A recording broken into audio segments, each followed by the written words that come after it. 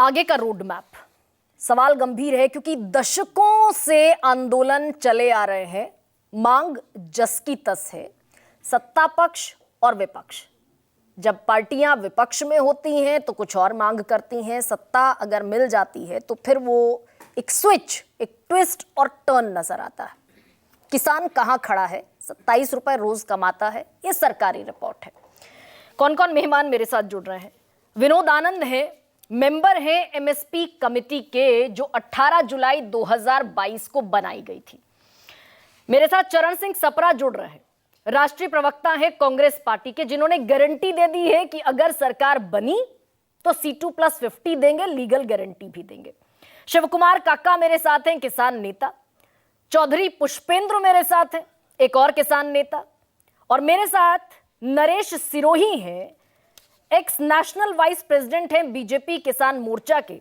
और सबसे बड़ी बात यह है कि 2014 का जब घोषणा पत्र बन रहा था तो किसानों से जुड़ा हुआ जो क्लॉज था घोषणा पत्र में, उसकी तैयारी में महती भूमिका नरेश सिरोही की थी। कई किसान आंदोलनों की मध्यस्थता में उनकी भूमिका बड़ी रही है।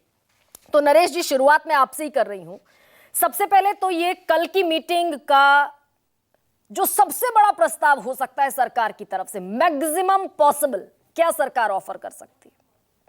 देखिए गरिमा जी, आपने कृषि मंत्री का बयान सुना है। मैं समझता हूं कि बहुत ही सकारात्मक और बहुत ही साफ मन से उन्होंने बयान दिया है।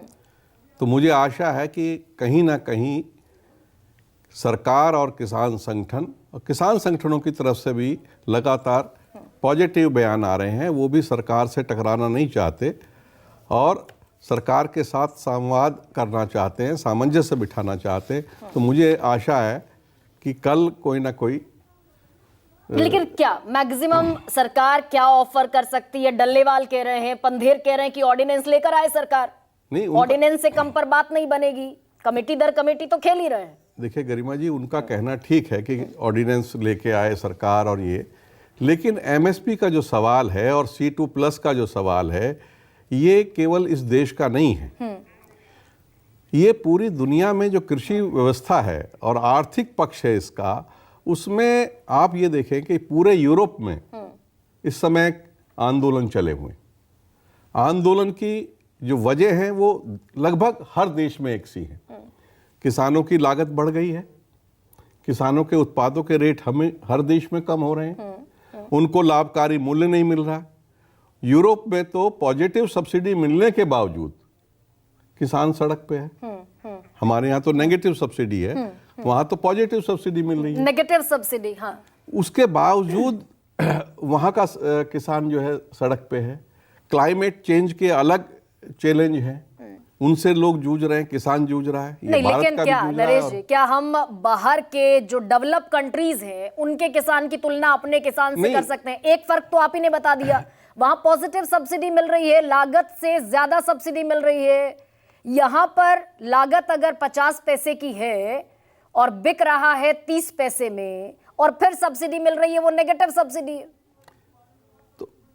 तो यही जो परिस्थिति है ना, और इसमें जो इंटरनेशनल लॉबिस्ट हैं, जो किसानों की फसलों की लूट चाहते हैं, वो पूरा एक साल पहले तय करते हैं कि किस देश में किस तरह से हमको लॉबिंग करके और किस तरह से किसान को दबा के और इंडस्ट्री को और जो बड़ा कॉरपोरेट है उसको कैसे फ़ायदा पहुंचाना। तो उनकी पूरा, विनोद जी भी जानते हैं इस बात को और पूरी दुनिया के लोग जानते हैं जो इस पे अध्ययन करते हैं और काम करते हैं। तो लगभग कृषि का जो ये व्यवसाय है ये अलाभकारी है। इसमें पूरे देश को और दुनिया को ये समझ में आना चाहिए कि कृषि का जो पेशा है ये अलाभकारी है। तो फिर और किसान जो, एक बात और मैं कहता हूँ, देश और दुनिया में जो किसान कर्जदार है, यूरोप का किसान और यूएस का किसान भी कर्जदार है। तो कर्जे का पीछे उसका ये नहीं है कि वो मेहनती नहीं है या वो कोई उसमें और तरह की बाधाएं।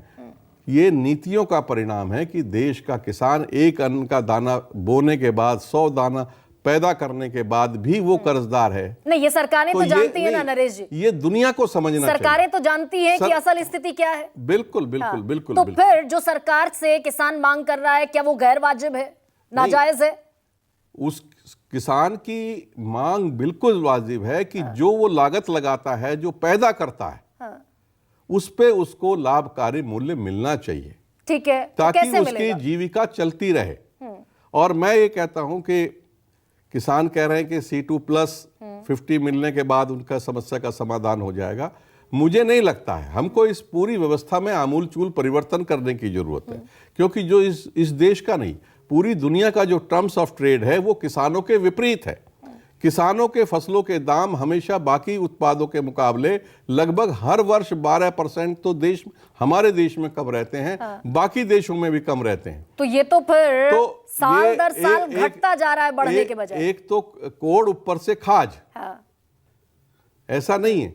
तो इसकी आमूलचूल परिवर्तन करने की इस कृषि पूरी व्यवस्था में जिम्मेवारी है। नहीं, लेकिन नरेश जी, ये तो एक बड़ा लॉन्ग टर्म प्लानिंग हो गया कि आमूलचूल परिवर्तन अभी की आज की परिस्थिति में तात्कालिक लाभ मैं कई बार बता चुका हूं कि किसानों के जो फसलों के दाम है, मैंने एवरेज लगाया है और सब यहां हमारे बहुत विद्वान लोग बैठे हैं, एवरेज हर फल और सब्जी का मैं बताता हूं, कम से कम 10 से 15 रुपए किलो हर सब्जी की किसान की लागत है, चाहे वो प्याज हो, आलू हो या बाकी सब्जी, ठीक है, टमाटर है। ये 3 मेजर फसलें जो है सब्जी 15 से 18 रुपए, 10 से 15 रुपया लगभग किसान की लागत है, लेकिन हमेशा ये कम में बिकते हैं। तो किसी बार 2 रुपए किलो टमाटर तो सड़ता है, प्याज फेंक देते हैं किसान। और कई बार तो ये आपने अभी किन्नू का हाल देखा होगा, किन्नू सड़क पे जो है वो रुल रहा है, किन्नू को कोई उठाने वाला नहीं है।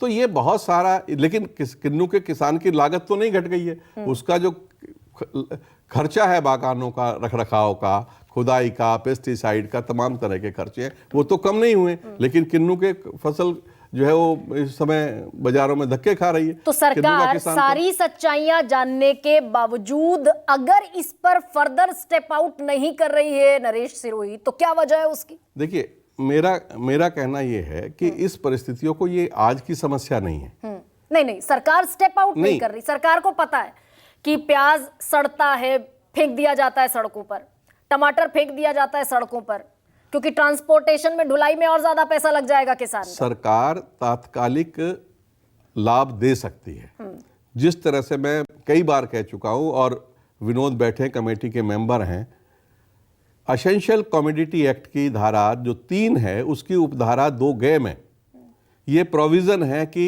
हम बाजार के उत्पादों को कंट्रोल कर सकते हैं। जैसे हमारा गेहूं जाने वाला था बाहर विदेशों में, मांग थी, महंगा बिक सकता था किसान का, लेकिन सरकार ने उस पर कंट्रोल लगाया, बैन लगा दिया कि बाहर नहीं कर सकते।